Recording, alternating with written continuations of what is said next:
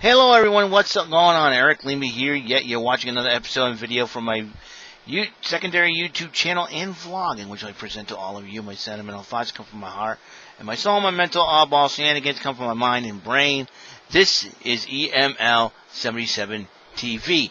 It's time for SmackDown 205 ThunderDome recap for September the 11th, 2020, after the last episode I did talking about what happened on 9/11, never forget, and what must we do to make our country better, and that is to be kind to one another, basically. And it's very tough to do when there's people mean to you, and you have to defend yourself, and all that. But let's get off that. Let's have some fun.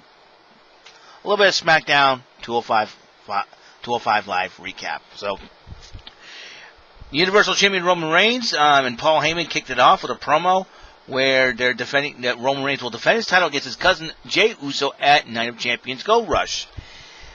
And Jey Uso shows up to talk and said, "Hey, this is my opportunity. I'm going to take it."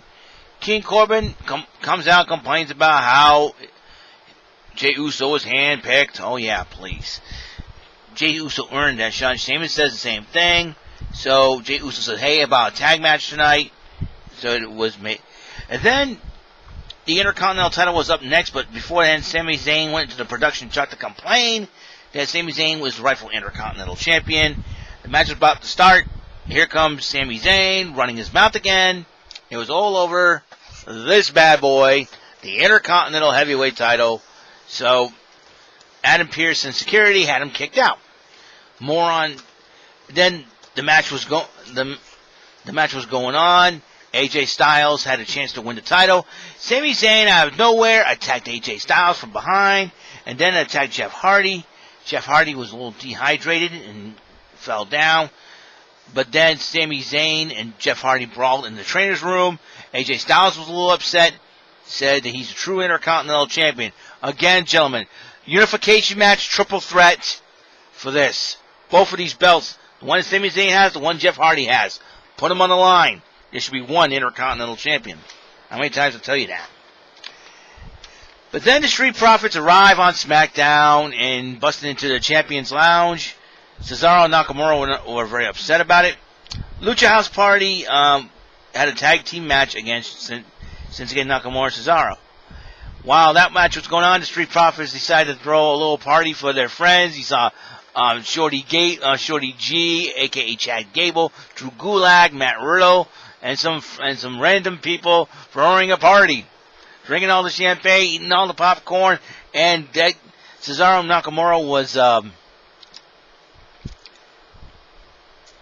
was distracted. Kalisto rolled up Cesaro. Lucha House Party picks up the victory.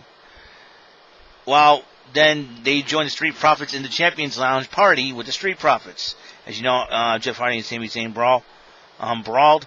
And Bayley cut a promo about how she used Sasha Banks. She thinks Sasha Banks used her, but she says she used her as well.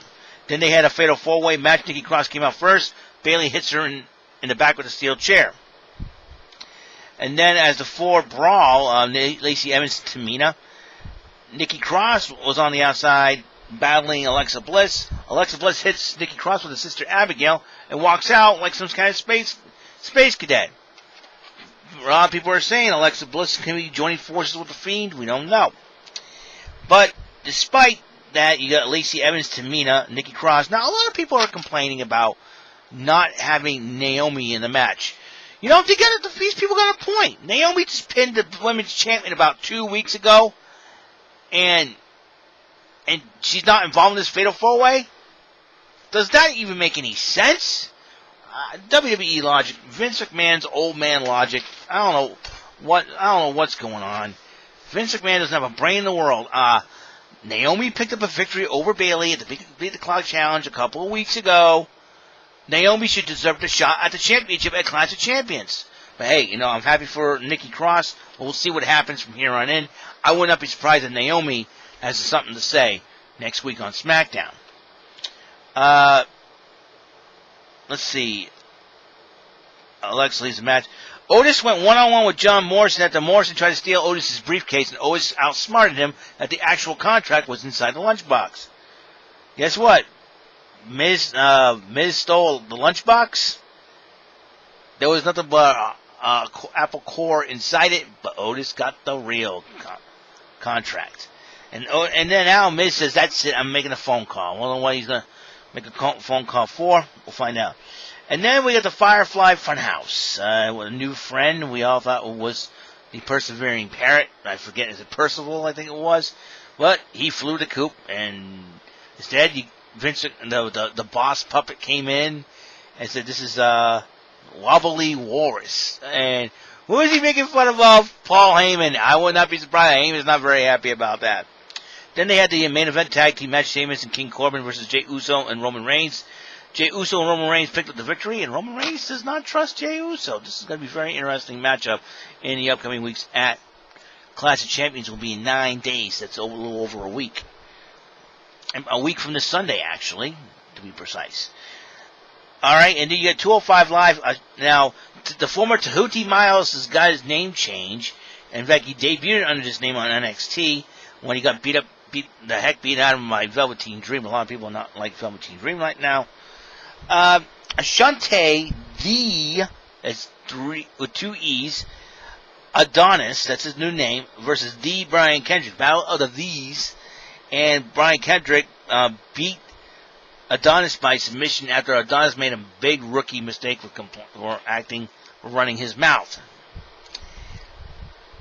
Ever Rise, who's been upset about conspiracy theories against him, defeated the Lockhart brothers, Andrew and Eric Lockhart, from the Booker T's Reality of Wrestling in an easy fashion. And then the main event is 205 Live. Then the main event of 205 Live, Miguel del Fantasma, that's Raul Mendoza, Joaquin Wilde, and NXT Cruiserweight champ Santos Escobar, up against the 1-2 Brit-Am Brawlers, Oni Lorcan and Danny Burch, which Miguel del Fantasma picked the victory despite the fact that Ever Rise got involved, but prevented Santos Escobar was in the ring, but Burch got distracted. So this will be a very interesting situation on 205 Live. Ever Rise, I'm starting to like Ever Rise, but they got to stop wearing them tinfoil hats and get themselves a manager, That's what I think should be happening.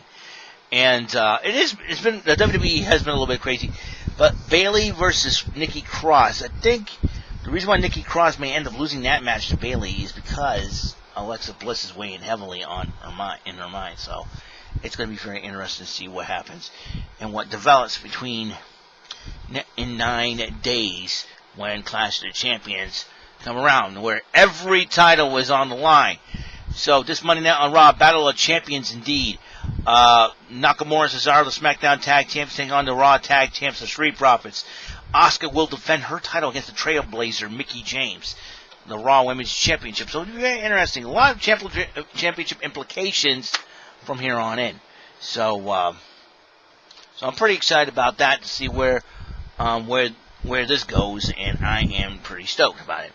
Alrighty then, that's all the time I have for SmackDowns and SmackDown 205 Live Thunderdome recap of September the 11th, 2020. And I want to thank everybody for tuning in. And so I will see you guys on episode 846. Now we're at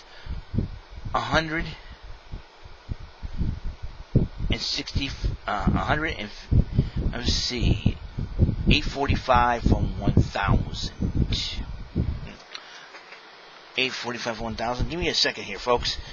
We are about...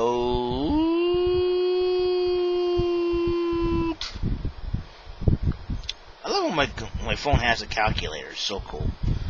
1,000 minus 845. 155 episodes to go. Until... I had a feeling it would be that number. I had to make sure. Sometimes my math could be very off. 155 episodes more for reaching 1,000 episodes. I'm hoping to reach that by the end of this year. All right? I'll see you guys later. I'll see you in episode 846. See ya. Peace.